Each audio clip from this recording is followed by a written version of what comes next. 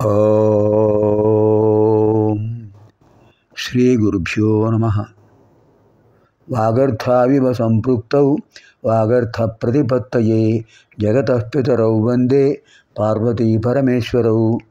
శృతిస్మృతిపురాణానాం ఆలయం కరుణాలయం నమామి భగవత్పాదం శంకరం లోకశంకరం. ఇవాళ మనం 78వ లహరిలో ప్రవేశిద్దాం. ముందుగా అచ్యుతాష్టకంలో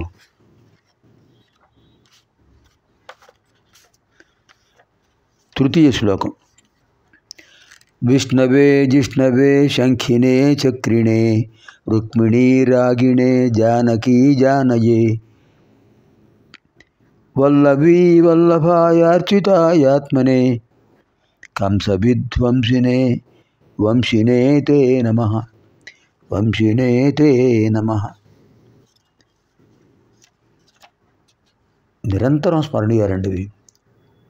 ప్రాతస్మరణీయాలు, నిరంతర స్మరణీయాలు, చిరస్మరణీయాలు, అనుస్మరణీయాలు.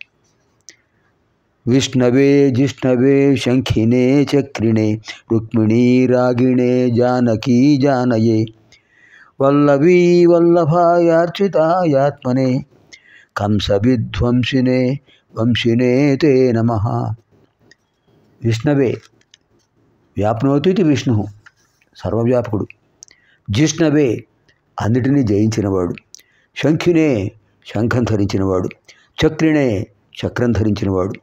ఆయన ధరించిన శంఖం పేరు పాంచజన్యం, చక్రం సుదర్శనం. రుక్మిణీ రాగిణే రుక్మిణి సాక్షాత్తు శ్రీ మహాలక్ష్మీదేవి. రుక్మిణీదేవిపై అనురాగం కలిగిన వారు. జానకీ జానయే జానకీపతి. వల్లభీ వల్లభాయార్చితాయాత్మనే వల్లభీ వల్లభాయ.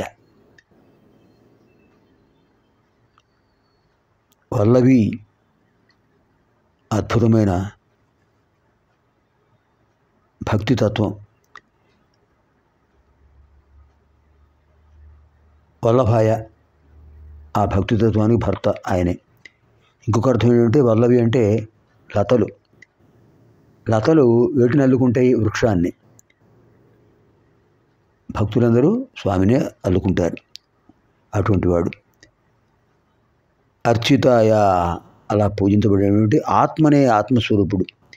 కంసవిధ్వంసినే కంసుడిని సంహరించిన వాడు. వంశినే తే నమః వంశీ ప్రధాన గురువి. ప్రధాన గురువుని ధరించాడు. అటువంటి స్వామికి నమస్కారం.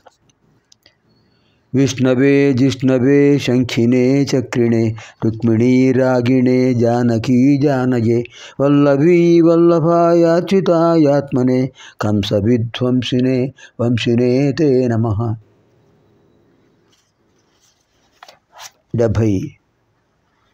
78వ లహరి.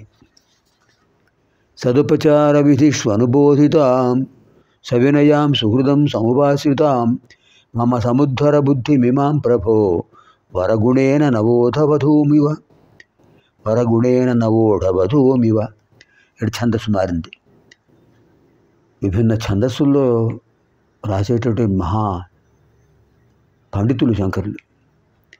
సదుపచార విధిష్వనుబోధితాం సవినయాం సుహృదం సముపాశ్రితాం మమ సముద్ధర బుద్ధిమిమాం ప్రభో వరగుణేన నవోఢవధూమివ వరగుణేన నవోఢవధూమివ. ప్రభో శంకర, సదుపచార విధిషు సజ్జనులకు ఉపచారం చేసేటువంటి ప్రక్రియల్లో అనుబోధితం బాగా శిక్షణ పొందినటువంటిది. సవినయాం వినయముతో కూడింది. సుహృదం మంచి హృదయం కలిగింది. సముపాశ్రితాం దృఢంగా ఆశ్రయించినటువంటిది. ఏమిటిదంతా? దేనికి విశేషణాలు? మమ బుద్ధిం మమ ఇమాం బుద్ధిం నా యొక్క ఈ బుద్ధి. ఈ బుద్ధి అనేటటువంటి వధువు వరగుణేన వరుని యొక్క సద్గుణము చేత నవోఢ వధూమివ కొత్తగా పెళ్లి చేసుకున్నటువంటి వధువులాగా సముద్ధర ఉద్ధరించండి స్వామి. ఇక్కడ బుద్ధి విశేషణాలు వధువు కూడా అన్వయిస్తాయి. ప్రభో శంకర, పెద్దలకు సేవ చేస్తూ మంచి శిక్షణలో ఉన్నటువంటిది, వినయాది గుణములు కలిగినటువంటిది, మంచి మనసు కలిగినటువంటిది, దృఢంగా పరమాత్మను ఆశ్రయించినటువంటిది. ఏది? నా బుద్ధి. ఈ బుద్ధిని ఉద్ధరించండి. ఏ విధంగా? సద్గుణముల చేత భర్తను అనుసరిస్తూ ఉన్నటువంటిది, సద్గుణముల చేత భర్త చేత ఆదరించబడినటువంటిది. ఆ వధువు యొక్క సద్గుణముల చేత భర్త ఆదరిస్తున్నాడు, ప్రేమిస్తున్నాడు, ఆవిడ్ని విడిచిపెట్టాడు. అలా భర్త ఏ విధంగా వినయవతి అయినటువంటి భార్యను మంచి స్థానానికి తీసుకొస్తాడు తనతో సమానంగా, అలా నా బుద్ధిని ఉద్ధరించండి స్వామి. ఎంత అద్భుతమైన భావన అండి. మనం కూడా పరమేశ్వరుని ప్రార్థిద్దాం.